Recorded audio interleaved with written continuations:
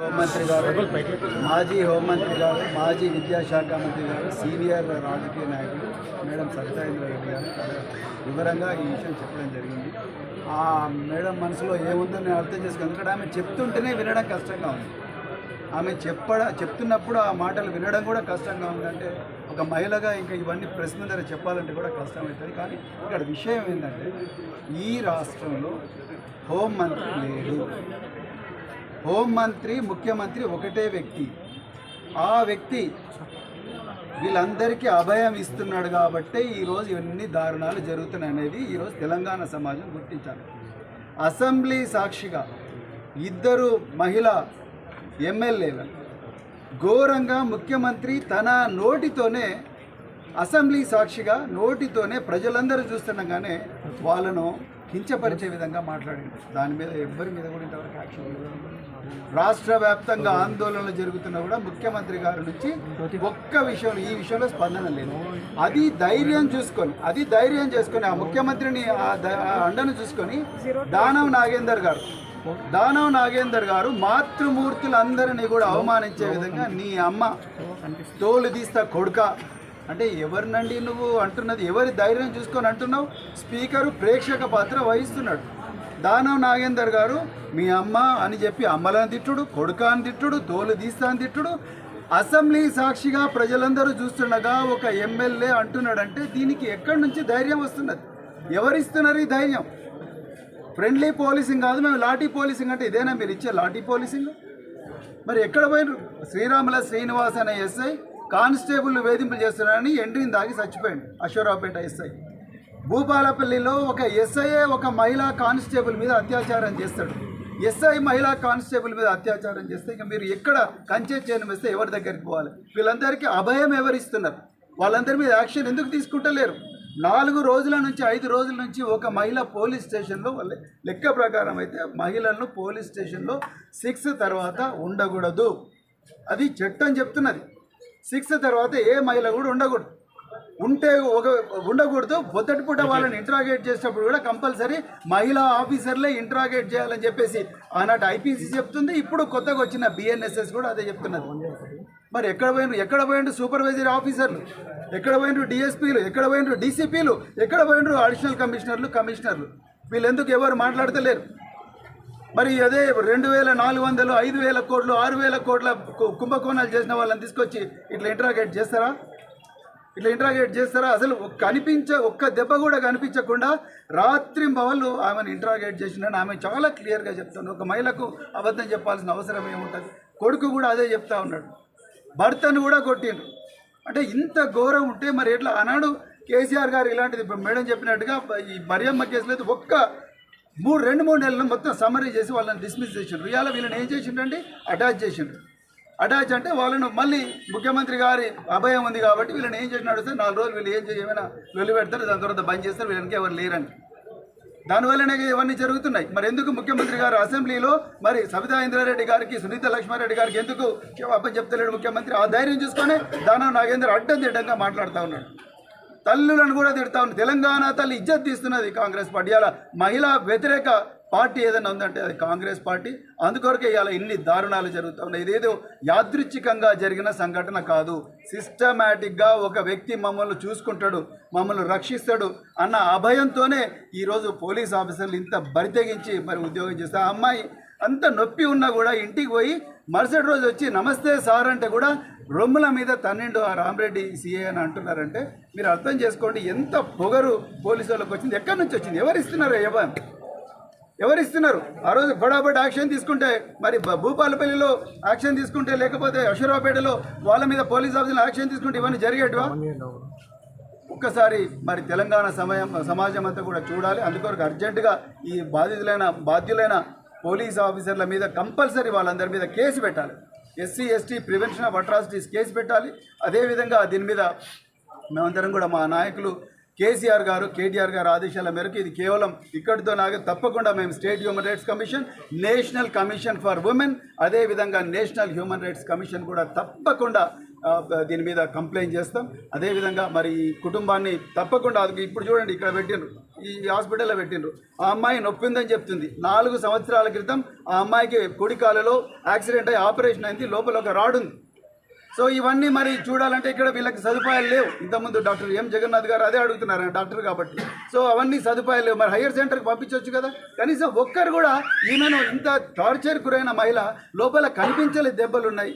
మరి ఈమెను ఒక హయ్యర్ మెడికల్ సెంటర్కి పంపించాలన్న కనీసమైన ఆలోచన కూడా ఇలా మరి కాంగ్రెస్ పార్టీకి లేదంటే ఎంత మహిళా వ్యతిరేక, ఎంత దళిత వ్యతిరేక, ఎంత పేదల వ్యతిరేక పార్టీ ఇలా మన కళ్ళ ముందరనే కనిపిస్తూ ఉన్నది. అందుకొరకు అర్జెంటుగా ఈ కుటుంబంలో ఒకరికి ఉద్యోగం ఇవ్వాలి, ఈమెకు ₹1,00,00,000 ఎక్స్గ్రేషియా ఇవ్వాలి, ఈ కుటుంబాన్ని ఆదుకోవాలి, ఈ సంఘటనకు బాధ్యులైన పోలీస్ ఆఫీసర్లు అందరినీ డిస్మిస్ చేయాలి.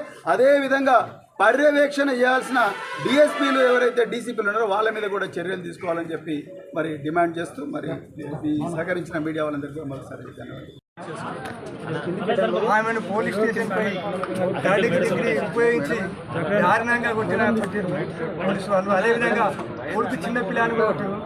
ఆమె దెబ్బలు చూపించడానికనే బాధపడుతుంది. ఆమె చెప్పడానికైనా మాటలు ఆ దెబ్బలు చెప్పడానికనే ఆమె బాధపడుతుంది. కాబట్టి నేను నిజంగా ఈ గవర్నమెంట్ వచ్చిన తర్వాత, కాంగ్రెస్ పార్టీ గవర్నమెంట్ వచ్చిన తర్వాత ఒక్కసారి సిపి గారు కానీ డిఎస్పీ గారు డీసీపీ గారు కానీ ముఖ్యంగా సిపి గారిని ఇచ్చి విజ్ఞప్తి చేసేందంటే, ఈ గవర్నమెంట్ వచ్చిన తర్వాత మా షాద్నగర్ పార్టీ వరకు చెప్తే షాద్నగర్ పోలీస్ స్టేషన్లో ఏం జరిగిందో ఒకసారి మీరు పర్యవేక్షణ చేయాలి, వీక్షించాలని కోరుతున్నాను. ఎందుకంటే అప్లికేషన్ ఇచ్చిన అప్లికేషన్ ఏముంటుంది, అందులో సెక్షన్లు ఎట్లా పెట్టారు. ఒక మామూలు పంచాయతీ అయితే సెక్షన్లు 4,000 సెక్షన్లు పెట్టి చాలా సతాయించిన సందర్భాలు ఉన్నాయి అన్ని పోలీస్ స్టేషన్లో. ఎవరు చెప్పుకున్నది అర్థం కాలేదు. 4,000 సెక్షన్ ఏమైంది, అప్లికేషన్ ఏముంటుంది, దాంట్లో సారాంశం ఏమిటి, పెట్టే సెక్షన్ లేదు. ఒకసారి నాకు తెలిసింది కోర్టులో జడ్జి గారు, గౌరవ జడ్జి గారు కూడా అడిగిరట, ఏమి అప్లికేషన్ మీరు ఏం సెక్షన్లు పెట్టారు.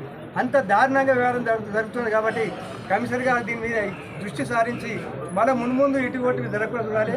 అందులో దళిత మహిళ, బీద మహిళలు కూడా ప్రభుత్వం ఆదుకోవాలని కోరుతున్నాను. ఈరోజు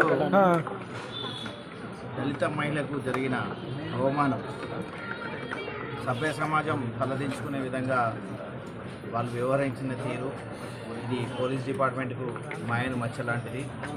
ఇప్పటికైనా మా సైబరాబాద్ సిపి గారు, అలాగే డీసీపీ గారు, ఏసీపీలు అంతా పర్యవేక్షించి అసలు పోలీస్ స్టేషన్ వ్యవస్థలనే ప్రక్షాళన చేయాలి. ఎందుకంటే నిజంగా ఏమైనా తప్పు చేస్తే ఆ రోజే ఎఫ్ఐఆర్ చేసిన రోజు సంబంధిత ఆధారాలు ఏమైనా ఉంటే తీసుకుపోయి రిమాండ్ చేయాలి తప్పించి ఇలాంటివి చేసి అంటే ఆమె చెప్పుకోలేని పరిస్థితుల్లో కూడా ఈరోజు వాళ్ళ పిల్లలు కానీ వాళ్ళ హస్బెండ్ కానీ ఆమె కూడా చెప్పుకోలేని పరిస్థితి ఉంది. అది మీడియా మిత్రులంతా మీరు లైవ్ విన్నారు. కాబట్టి ఇక ముందు ఇలాంటి సంఘటనలు జరగకుండా అంటే మా షాద్నగర్ పోలీస్ స్టేషన్లో అంటే అన్ని పోలీస్ స్టేషన్ల గురించి చెప్తున్నా నేను, అధికారులు ఎంత మంచిగా వచ్చినా కానీ రాజకీయ ఒత్తిళ్లతోటి ఎంత క్రూరంగా చేపిస్తారంటే అధికారులతోటి అధికార పక్షములు సెక్షన్లు ఏం పెడుతురో తెలియదు, కేసు ఏం పెడుతురో తెలియదు, ఎప్పటి వరకు ఇంట్రాగేషన్ చేయాలనో తెలియదు. చదువుకొని వచ్చిన మీరు, చదువుకొని ఉద్యోగాలు సంపాదించిన మీరు రాజకీయాలకు అతీతంగా పనిచేయాలి తప్పించి ఇలాంటి సంఘటనలు ఉండవు. ఎందుకంటే నేను కొన్ని పోలీస్ స్టేషన్లు చూస్తున్నా, రౌడీ షీటర్ల నిలయం అయిపోయింది పోలీస్ స్టేషన్లో. రౌడీ షీటర్ను పక్కకు కూర్చోబెట్టి సెటిల్మెంట్ చేసే స్థాయికి మా షాద్నగర్ పోలీస్ స్టేషన్లు అన్నీ వస్తున్నాయి.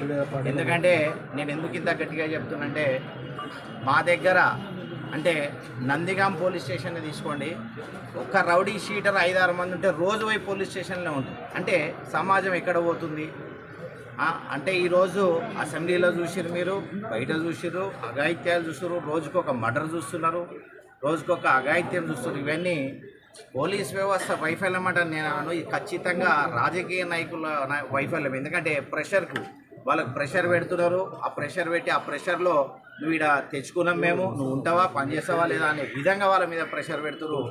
అధికారులు అయితే చదువుకొని వచ్చారు, మీరు ఈడ కాకుండా ఇంకొక దగ్గర జాబ్ చేస్తారు, కానీ రాజకీయ ఒత్తిళ్లకు తలొగ్గకండి. మీరు ఖచ్చితంగా న్యాయం చేయాలని అని చెప్పి మీడియా ముఖంగా అంటే మా పార్టీ తరఫున అందరూ వచ్చారు, ఇక్కడ వచ్చి చూసిరు. అంటే ఇలాంటి సంఘటనలు ఎక్కడ జరిగినా కానీ బీఆర్ఎస్ పార్టీ అండగా ఉంటుందని చెప్పి మరొకసారి అందరం కూడా సభ్య సమాజం అంతా తలంచుకునేటట్టు ఈరోజు జరిగిన సంఘటన ముందు ఖండిస్తాం. గౌరవ కేసీఆర్ ఉదయం ఫోన్ చేసి ఒక మహిళని, అందులో ఒక దళిత బిడ్డని పోలీస్ స్టేషన్లో తీసుకెళ్లి థర్డ్ డిగ్రీ ప్రయోగించడంత నేరం ఏం జరిగింది అక్కడ ఒకసారి ఇమీడియట్గా వెళ్తే మమ్మల్ని ఇక్కడ పంపించడం జరిగింది. ఆడబిడ్డను కనుక్కుంటా ఉంటే సంబంధం లేని విషయంలో స్టేషన్ తీసుకురావడమే కాకుండా తనతో పాటు తన భర్తను, తన కొడుకు మీద కూడా పోలీస్ డిపార్ట్మెంట్ వాళ్ళు లాఠీ చార్జ్ కొట్టడం జరిగింది. కొడుకును కూడా కొట్టడం జరిగింది. అదేవిధంగా వాళ్ళ హస్బెండ్ని కొట్టడం జరిగింది. తనైతే అవమానకరంగా, తను చెప్పలేని పరిస్థితులు చెప్తా ఉన్న పరిస్థితులలో అవమానకరంగా పేపర్లో కూడా ఈరోజు రాశారు. అంటే బట్టలన్నీ ఏ విధంగా అయితే కొట్టున్నారో, తనకు సంబంధం లేదు, నేనేం చేయలేదు, నాకు తప్పు లేదని మొరపెట్టుకుంటున్నా కూడా అందులో నైట్లో 9 o'clock నేను 8 o'clock తీసుకొచ్చి 2 o'clock వరకు థర్డ్ డిగ్రీ ప్రయోగించడం అనేది ఏదైనా సభ్య సమాజం తలంచుకోవాలా. ఇప్పటికైనా అసలు ఇన్ని సంఘటనలు జరుగుతూ ఉన్నాయి. గతంలో ఇది చూస్తూ వస్తున్నప్పుడు గతంలో కూడా జరిగిన సంఘటన ఒకసారి మెమరీ వేసుకుంటూ ఉంటే ఈరోజు జరిగిన సంఘటన, గతంలో జరిగిన సంఘటన ఒకసారి మెమరీ వేసుకుంటే ఈరోజు కనీసం తనకు ధైర్యం చెప్పేవాళ్ళు ఎవరు లేదు. ఎప్పుడో వెనస్డే పంపించేస్తే దెబ్బలకు తాళలేక, నొప్పులకు తాళలేక తను ఇప్పుడు హాస్పిటల్ వచ్చిన సందర్భం మనం చూస్తున్నాం. సంఘటన జరిగిందని నాకు అర్థమైంది ఏంటంటే, వెనస్డే ఇన్సిడెంట్ జరిగితే అసెంబ్లీ జరుగుతుంది కాబట్టి గోప్యంగా ఉంచి ఇమీడియట్గా ఇప్పుడు ఏమైంది అని గాలికి వదిలేసినట్టు సందర్భం కనిపిస్తూ ఉంది. ఇమీడియట్గా అతని మీద యాక్షన్, ఎవరైతే ఇన్స్పెక్టర్ ఉన్నారో వాళ్ళ మీద యాక్షన్ తీసుకోవాల్సింది పోయి అటాచ్ చేసినట్టు దాన్ని చెప్తుంది. తనతో పాటు ఎస్ఐతో పాటు ఇంకా 4 కానిస్టేబుల్ అక్కడ ఉన్నారు, వాళ్ళందరూ కలిసి నా మీద దాడి చేస్తున్నారని చెప్తున్నప్పుడు అందరి మీద యాక్షన్ తీసుకోవాల్సిందే ఊరికి అటాచ్ చేసినట్టు, అంటే కంటితో చర్యగా అటాచ్ చేసినట్టు. రెండో విషయం ఏం గమనిస్తున్నామంటే, ఏసీపీ గారు ఎంక్వైరీ చేయడానికి ఎంత టైం పడుతుంది ఎంక్వైరీ చేయడానికి? ఎంక్వైరీకి ఆదేశించున్నాము, రిపోర్ట్ వచ్చినాక యాక్షన్ తీసుకుంటామంటారు. ప్రత్యక్షంగా తను చెప్తున్నప్పుడు, తనతో పాటు వాళ్ళ అబ్బాయి కూడా చిన్న అబ్బాయి కూడా చెప్తున్నప్పుడు బాలవాకు బ్రహ్మవాకు అంటారు చెప్తున్న సందర్భంలో ఇంకా ఎంక్వైరీ చేస్తామని ఏదైతే మభ్యపెట్టే ప్రయత్నం చేస్తున్నారో ఇది 100% ఈ ప్రభుత్వము నిజంగానే మొన్న కూడా చెప్పారు అసెంబ్లీలో, ఈ ప్రభుత్వం వైఫల్యం. లా అండ్ ఆర్డర్ మెయింటైన్ చేయాలని ఆలోచన ఉండదు. రాష్ట్రంలో ఏదైనా సంఘటన అవుతుందంటే కనీసం దాన్ని రివ్యూ చేద్దాం, యాక్షన్ తీసుకుందాం ఆలోచన ఈ ప్రభుత్వంలో ఉన్న పెద్దలకి లేదు. ఈ ప్రభుత్వం వచ్చిన 8 నెలల నుండి చూస్తూ ఉంటే ఏ మూలకు చూసినా కూడా అత్యాచారాలు, అఘాయిత్యాలు, మానభంగాలు ఇవే జరుగుతూ ఉన్నాయి తప్పిస్తే ఒక్కదాన్ని కూడా రివ్యూ చేసిన సందర్భం లేదు, ఒక సమాధానం చెప్పిన సందర్భం లేదు. ఇంకొక మాట, వస్తూనే ప్రభుత్వం అధికారంలోకి రాగానే పోలీస్ శాఖను పిలిచి మాట్లాడిన సందర్భంలో మేము ఫ్రెండ్లీ పోలీస్ కాదు, మేము లాఠీ పోలీస్ అన్నాం. అంటే అదే కనిపిస్తుంది. ఫ్రెండ్లీ పోలీస్ అంటే కష్టంలో వచ్చినామని హక్కున చేర్చుకొని సమస్యను సాల్వ్ చేసి పంపించాలనే ప్రయత్నం ఒక side law and order maintain చేస్తూ కఠినంగానే ఉంటూ వాళ్ళకు సమన్వయంగా ఉండి పనిచేయాలనే ప్రయత్నంలో చేస్తున్న సందర్భం. గతంలో అయితే మేము ఫ్రెండ్లీ పోలీస్ కాదని పోలీసే ఒక హుకుంలాగా జారీ చేసిన సందర్భాన్ని మనం చూస్తున్నాం. గతంలో ఇలాగే జరిగితే ఇమీడియట్గా ఆ ఎస్ఐని కానీ ఆ స్టేషన్లో ఉన్న వాళ్ళందరినీ కూడా ఉద్యోగంలో నుండి తీశారు, డిస్మిస్ చేశారు, ఉద్యోగంలో నుండి తీసేశారు. కేసీఆర్ గారు గతంలో ఇలాంటి ఇన్సిడెంట్ జరిగితే మరియమ్మని ఒక సంఘటన జరిగితే ఆ రోజున్న గౌరవ కేసీఆర్ గారు ఇమీడియట్గా అక్కడున్న పోలీస్ స్టేషన్లో ఉన్న ఎస్ఐతో పాటు మిగతా వాళ్ళు ఎవరైతే దాంట్లో భాగస్వామ్యం అయినారో వాళ్ళందరినీ కూడా ఉద్యోగంలోని తీసేయడమే కాకుండా వాళ్ళ కుటుంబాన్ని ఆదుకున్నారు. వాళ్ళ కొడుకు ఒక ఉద్యోగం ఇవ్వడం కానీ, వాళ్ళకు 15 లక్షలు ఇవ్వడం కానీ ఒక ఆదుకొని భరోసా కల్పించారు. ఇంకా తప్పులు ఇట్లాంటివి జరిగితే భవిష్యత్తులో ఇలాంటి చర్యనే ఉంటుందనేది డిపార్ట్మెంట్ కూడా ఒక ఇండికేషన్ పంపించారు. దాని ఇక్కడ ఏమైందంటే ఇక్కడ నుండి తీసుకెళ్ళి ఆఫీస్లో కూర్చోబెట్టారు, అటాచ్ చేశారు అంతే. కానీ వాళ్ళ మీద యాక్షన్ తీసుకోవాలని ఆలోచన కూడా లేదని అనిపిస్తూ ఉంది. ఇప్పటికైనా ఈ ప్రభుత్వాన్ని ఒకటే డిమాండ్ చేస్తూ ఉన్నాం, ఇమీడియట్గా యాక్షన్ తీసుకోండి, ఇందులో భాగస్వామ్యం వాళ్ళని యాక్షన్ తీసుకోండి, భవిష్యత్తులో ఇలాంటివి జరగకుండా చూసుకోండి, ఆ కుటుంబాన్ని కూడా ఆదుకోవాలని కోరుకుంటున్నాం.